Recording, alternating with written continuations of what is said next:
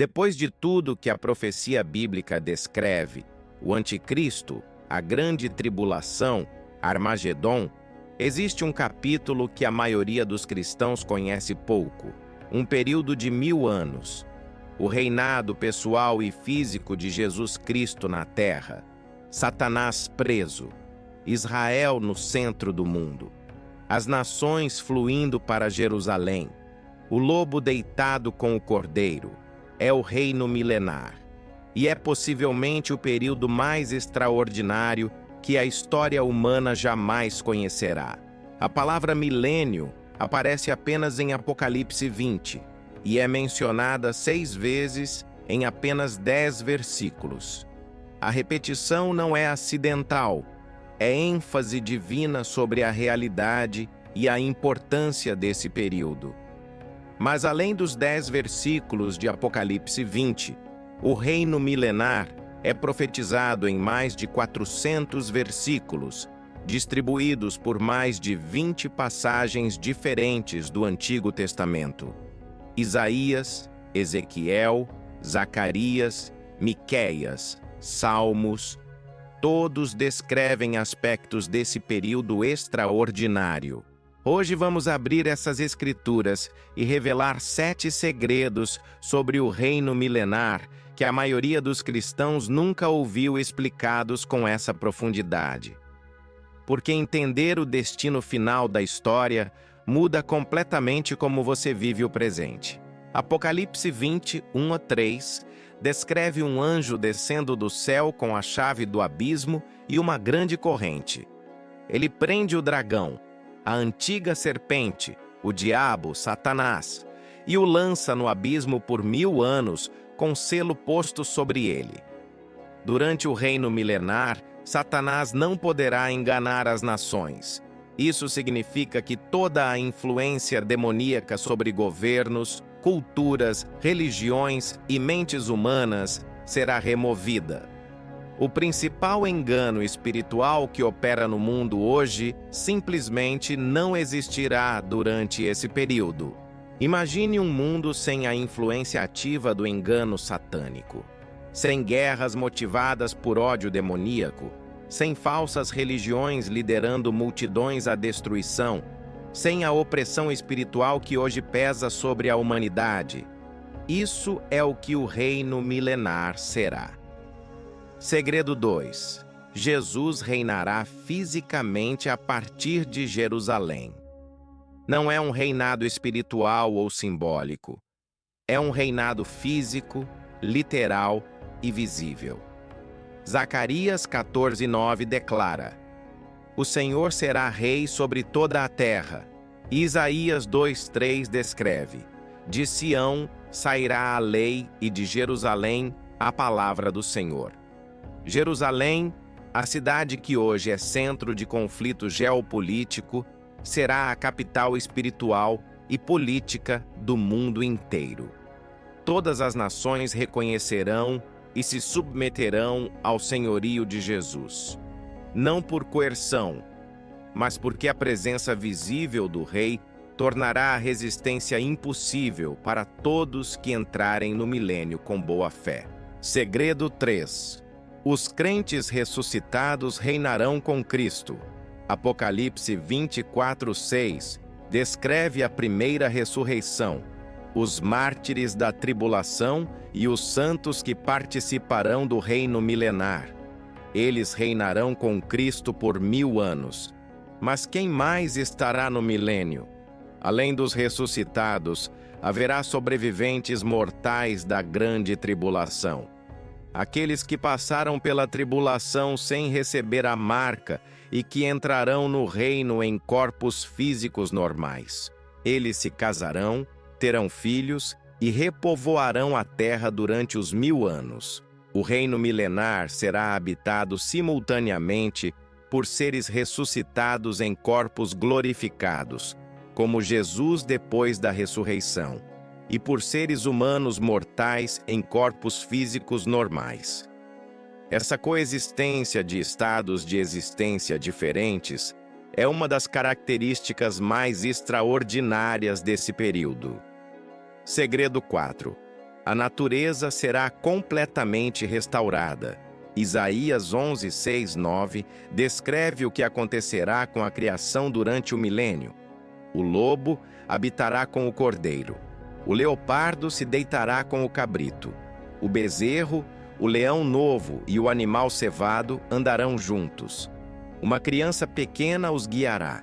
A vaca e a ursa pastarão juntas. O leão comerá palha como o boi.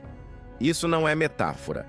É a descrição da criação restaurada ao estado anterior à queda, quando os animais não se matavam entre si. A maldição sobre a natureza, descrita em Gênesis 3, será revertida. A terra voltará a produzir abundantemente. O meio ambiente será restaurado à harmonia original. Segredo 5. Israel será a nação líder do mundo.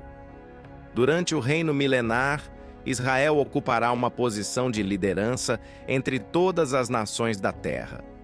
Isaías 2, 1, 3 descreve todas as nações fluindo para o monte do Senhor em Jerusalém para receber instrução. Zacarias 8, 23 descreve 10 homens de diferentes nações agarrando a barra do manto de um judeu, dizendo: "Iremos convosco, pois ouvimos que Deus está convosco."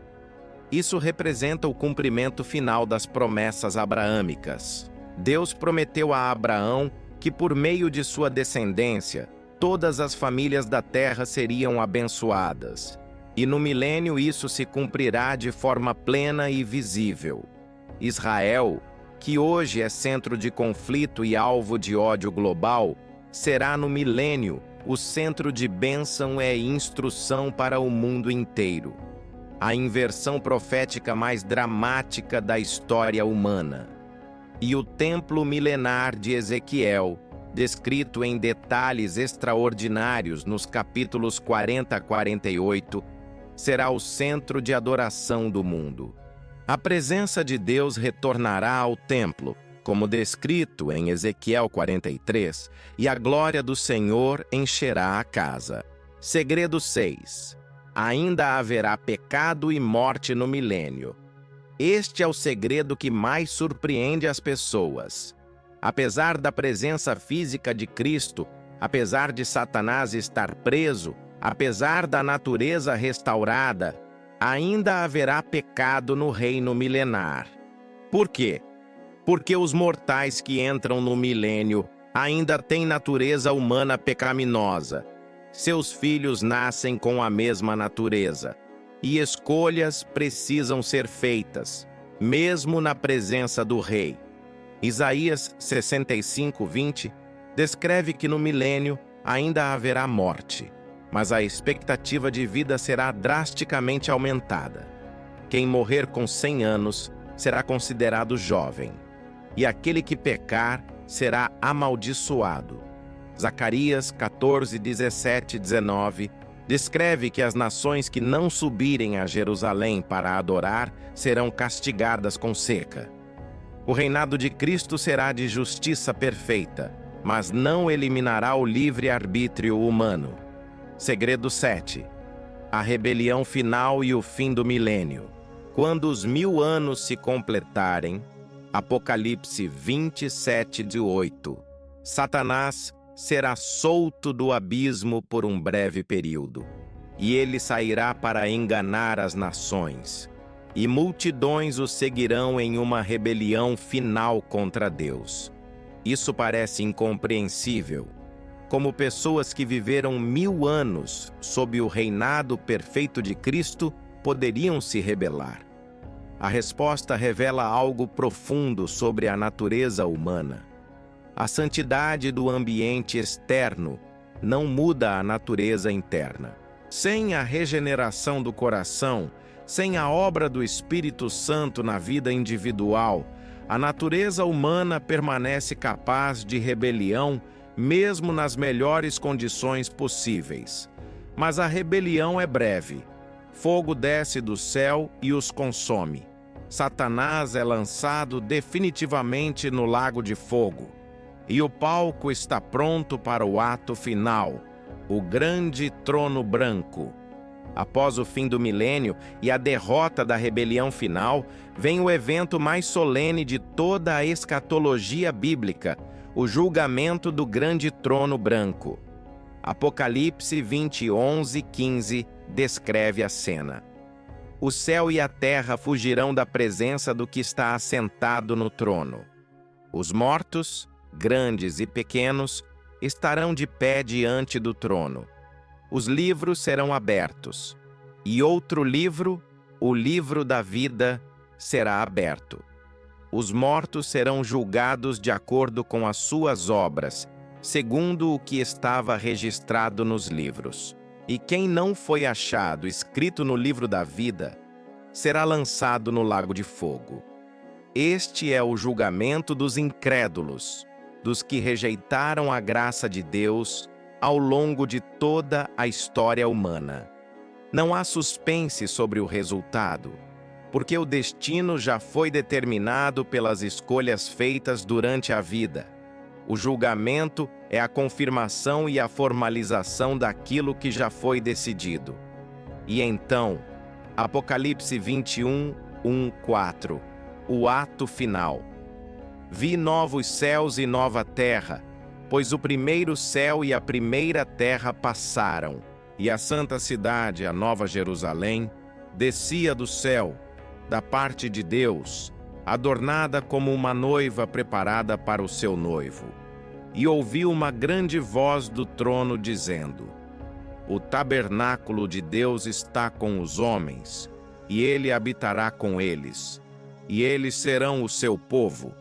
E Deus mesmo estará com eles e será o seu Deus. E Deus limpará de seus olhos toda lágrima. E não haverá mais morte, nem pranto, nem clamor, nem dor, porque as primeiras coisas já passaram. É para isso que a história inteira está caminhando. É para esse momento que cada profecia aponta. É esse o destino final. Não o sofrimento, não a tribulação, não o julgamento. A habitação eterna de Deus com a humanidade redimida. A nova criação. O começo que não terá fim. O reino milenar não é apenas profecia futura. É esperança presente. Quando você entende para onde a história está indo, quando você vê o destino final que Deus declarou desde o princípio, você não pode mais ver o presente da mesma forma. As guerras de hoje, as injustiças de hoje, o sofrimento de hoje. Tudo isso não é o capítulo final. É o penúltimo capítulo de uma história que termina com Deus habitando com os homens, com toda lágrima enxugada, com a morte destruída para sempre. O reino milenar é a revelação de que Deus leva a sério sua criação. Ele não vai simplesmente apagar tudo e começar do zero em alguma dimensão espiritual abstrata. Ele vai restaurar, vai reinar, vai habitar. Na terra, redimida, renovada, restaurada. E para os que pertencem ao Cordeiro, para os que foram arrebatados, para os mártires da tribulação, para todos os que em qualquer geração colocaram sua fé no Cristo, o milênio é a herança prometida, o reino preparado desde a fundação do mundo.